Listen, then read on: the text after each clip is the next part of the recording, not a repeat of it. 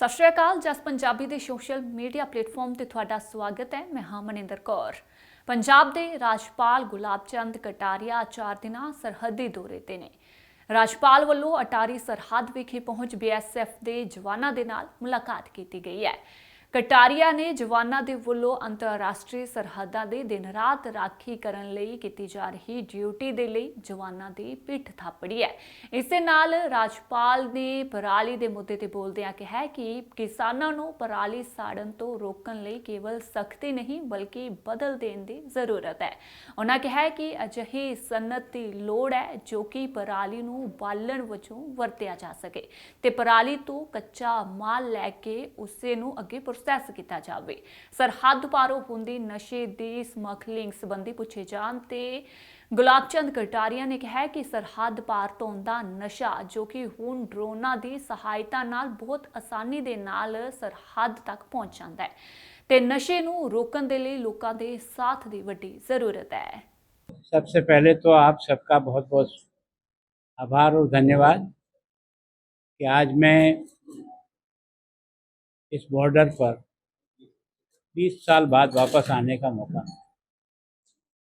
मैं सोचता हूँ कि यहाँ क्या जो उत्साह होता है जनता का, जो जोश होता है, वो एक तरह से पाकिस्तान के लोगों के हर सवाल का जवाब देने का मन में एक संकल्प होता है।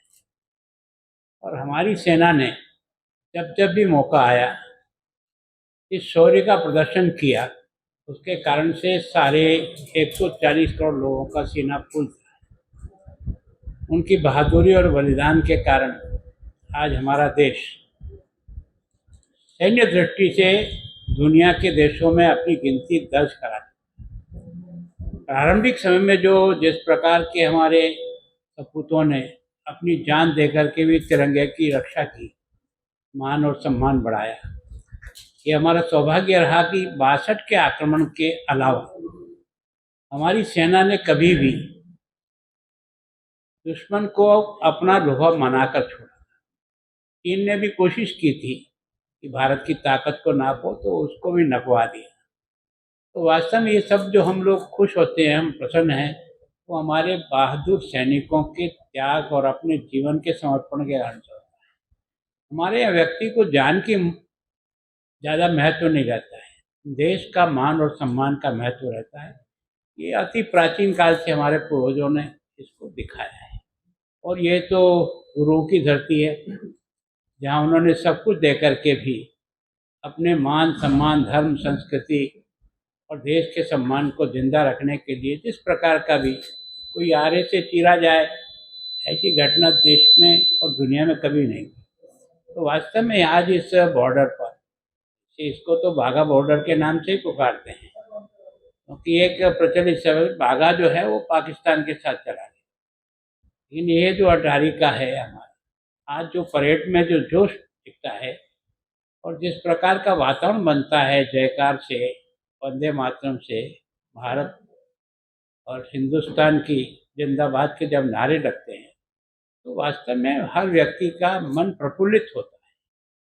और इस परेड को देखने के बाद ये लगता है कि हिंदुस्तान के सैनिकों का जज्बा, और अब तो पहले शायद मैंने जब देखा था तब शायद महिलाएं इस प्रकार से हमें इसमें नहीं दिखाई देती थी। अब तो महिलाएं भी उसी प्रकार से अपना जोश और अपना जिस प्रकार का कर्तव्य दिखाती है, उससे देश को बहुत आनंद का अनुभव होता है।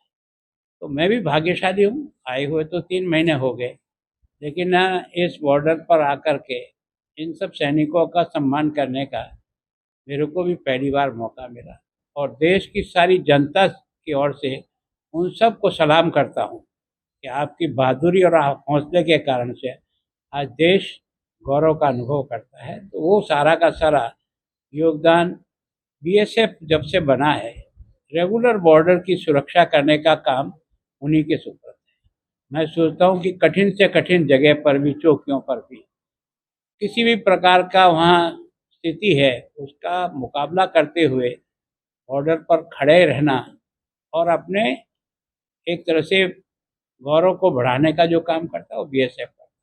और उसी कारण से BSF को देश के सभी प्रधानमंत्री से लेकर राष्ट्रपतियों ने इनके शौर्य की हमेशा प्रशंसा की है, इनको सम्मानित किया है इनको विशेष प्रकार के जो है ना एक तरह सम्मान दिया है। तो मैं सोचता हूँ कि वास्तव में हम और मैं स्वयं बहुत गौरवशाली मानता हूँ कि आज के इस शुभ अवसर पर मैं यहाँ जहाँ एक तरफ पाकिस्तान का झंडा उतरता है, दूसरी तरफ हिंदुस्तान का झंडा उतरता है, दोनों की एक दूसरे को देख करके लोगों को एक गौरव का अनुभव होता है कि हमारे जो है बीएसएफ के जवान भी किस प्रकार से, किस बहादुरी से और किस हिम्मत के साथ उनके हर चीज़ का जवाब देने की स्थिति में रहते हैं। तो वास्तव में बहुत ही सौभाग्य की बात है। आप सभी यहाँ मीडिया के माध्यम से, मैं सोचता हूँ मैं पहले भी आया हूँ 20 साल पहले, लेकिन इतनी बड़ी संख्या में नहीं। आज तो ऐसा लगता था कि जितना कैपेसिटी बनाई है ना, सामान्यतः आज वर्किंग डे है, वर्किंग डे के दिन भी इतने अधिक लोगों का यहाँ आने का मतलब निश्चित रूप से वो ये महसूस करते हैं कि भारत का गौरव बढ़ा, भारत का सम्मान बढ़ा। बढ़ाने वाले लोगों को हम अपनी ओर से एक तरह से बधाई और धन्यवाद दें। उसके लिए सारे देश की जनता यहाँ आती है, किसी एक प्रांत की नहीं है, सभी प्रांत की जनता यहाँ होगी। आप यहाँ पर पहुंचे हो और एक जो दुख होता है जिस बात को देखने का, स्मॉग इतना ज्यादा है, खासतौर पर हम पाकिस्तान की तरफ देखें तो बहुत ज्यादा स्मॉग पड़ा हुआ है। उसके संबंध में आप महामहिम हो, क्या कहेंगे आप? देखो, मैं सोचता हूँ कि निश्चित रूप से यहाँ जिस प्रकार का अभी वायुमंडल में जिस प्रकार का प्रदूषण दिखाई देता है, मैं सोचता हूँ केंद्र सरकार का इस ओर ध्यान तो गया है, लेकिन अभी जितने प्रयत्न हुए हैं वो उसकी तुलना में अभी कम पड़ गए हैं। तो मैं सोचता हूँ कि उसको बढ़ाने के बारे में हम भी केंद्र सरकार से आग्रह करेंगे। कारण क्या है कि जलाना और उससे केस बनाने से समस्या का समाधान नहीं, उसका उपयोग कैसे हो और वो आर्थिक दृष्टि से उसके लिए कैसा तैयार हो जाए ताकि उसका उपयोग भी हो जाए, क्योंकि फ्यूल भी बनना शुरू हुआ, कई प्रकार की सामग्रियां इससे बननी शुरू हुई, लेकिन इसको एक स्थान से दूसरे स्थान ले जाना इतना आसान नहीं होता। तो मैं सोचता हूँ केवल एक ही ऐसी फैक्ट्री बनी है जहाँ फ्यूल बनता है, अगर वो और बढ़े तो उसका सही उपयोग भी हो जाए और लाभकारी भी बन जाए। उसके लिए सरकार भी प्रयत्न करेगी और जो लोग इंडस्ट्री वाले हैं उनको भी इस और ध्यान देना चाहिए ताकि उनको भी लाभ ही मिलेगा, इसमें किसी प्रकार का घाटा होने की संभावना नहीं। वैसे मैं कुछ सोच नहीं है कि पंजाब की पराली नहीं चाहिए, लेकिन पाकिस्तान से सोल्यूशन आया इसका, पराली को तो बहुत दिलाई गई। तो सर कुछ अभी वही दिख रहा है ना कि जो स्मोक उधर उस साइड पे दिख रहा है, इधर नहीं दिख रहा है, सामने दिख रहा है। नहीं, देखो क्या है कि देखो पाकिस्तान के बारे में तो अपन कोई निर्णय लेकर के उनको आदेश दे नहीं सकते, वो तो उन्हीं को करना पड़ेगा। हमें तो अपनी नहीं, वो उनके सीएम है जो कहते हैं भगवंत मान से हमने मीटिंग करनी है या उनसे बातचीत करनी है कि पराली जलानी बंद करें, पंजाब वालों को उन्होंने कहा है। देखो मैंने आपको बताया कि पंजाब को चाहते तो सभी यही हैं, पराली जन बंद करें, पर इसके बारे में विचार करना चाहिए कि आखिर किसान इतना कहने के बाद भी जलाता क्यों? जब तक हम उसकी पीड़ा को समझ करके उसका हल निकालने का प्रयत्न नहीं करेंगे, केवल और केवल कानून के द्वारा हम किसी को रोकना चाहेंगे तो बहुत अधिक सफलता नहीं मिलती। सफलता मिलती है उसके पॉजिटिव सोच के आधार पर आगे बढ़ने का प्रयत्न करना चाहिए। तो जनता भी सहयोग करेगी और सरकार भी सहयोग। मंदिरों पर अटैक हो रहे हैं या जिस तरह का नफरत का माहौल बन गया है, क्या आप समझते हैं कि पंजाब को किस तरह से इस चीज को लेना चाहिए? तो सामान्यतः पंजाब की जो जनमानस है ना, वो एक तरह से देश की हिफाजत के लिए नंबर 1 पर रहने वाला प्रदेश है। कुछ लोग हो सकते हैं, सर्वसाधारण व्यक्ति इस प्रकार का सोच नहीं रखता। तो मैं सोचता हूँ उसको पॉजिटिव पक्ष में लेते हुए वातावरण को और सुधारने का प्रयत्न करना चाहिए और हर चीज़ की समस्या का समाधान होता है अगर अपन टेबल पर बैठ करके बात करने का प्रयास करेंगे, बार बार करेंगे। एक बार नहीं समझ में आएगा, 10 बार में समझ में आएगा, लेकिन प्रयत्न नहीं छोड़ना चाहिए ताकि वास्तव में हम उनको अपने साथ जोड़ करके, जिनका आज जुड़ाव नहीं है या कुछ और सोचते हैं, उनको भी हम अपने साथ जोड़ सकते हैं। प्रयत्न तो करना। सर आखिरी सवाल है कि जिस तरह से अकाली दल ने आपको अप्रोच किया है कि दिल्ली में यहाँ के पंजाब के ऑफिसर्स बुलाए जाते हैं, वहाँ पर मीटिंग होती है, ये प्रोटोकॉल का उल्लंघन है। देखो मैं सोचता हूँ कि मैं किसी राजनीतिक पार्टी के नेता के सवाल का जवाब नहीं, पर मैं आखिर इस राज्य का प्रमुख के रूप में मिला है।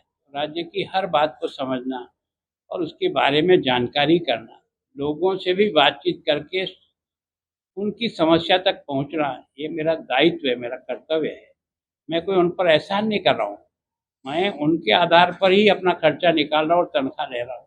मेरी ड्यूटी बनती है कि जिस तरीके से भी मेरे से संभव हो सकता है, तो जनता की खुशहाली के लिए सब प्रकार के प्रयत्न मुझे करने चाहिए। और मैं वही सोच के आता हूँ। मैं सोचता हूँ कि मेरा 3 महीने के कार्यकाल में कोई ऐसी नेगेटिव बात नहीं आई होगी, जो किसी ने जो मुझसे मिलना आया, चाहे वो पक्ष का होगा, विपक्ष का होगा, आंदोलनकारी होगा, रास्ता जाम करने वाला होगा, उससे भी मैंने बात की है। सर यहाँ पर बॉर्डर बेल्ट में आप आए हो, यहाँ की समस्याएं कुछ आपने देखो, यहाँ की समस्या आप सबको ही पता है। यहाँ का ड्रग का जिस तरह प्रचलन है, जिस प्रकार से ड्रोन आ रहा है, ड्रोन को रोकने के लिए सरकार ने एंटीडोट तैयार किए हैं, और अभी वो इतनी संख्या में नहीं है कि हम हर जगह उसको ठीक कर दें। फिर भी पहले की तुलना में हमने कब जो ड्रोन गिराए हैं पिछले 3 सालों में, उनकी संख्या कई गुना है।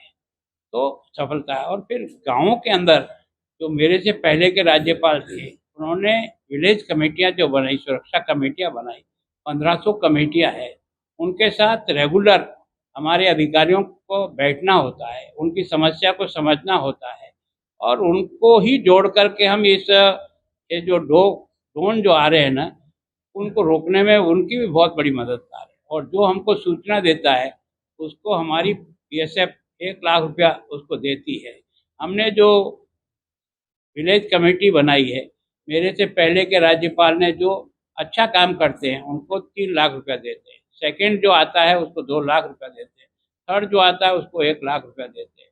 अब कोशिश करेंगे कि बॉर्डर का विलेज नहीं है, हमारा पहला विलेज है, उसके डेवलपमेंट के लिए ये हमारा।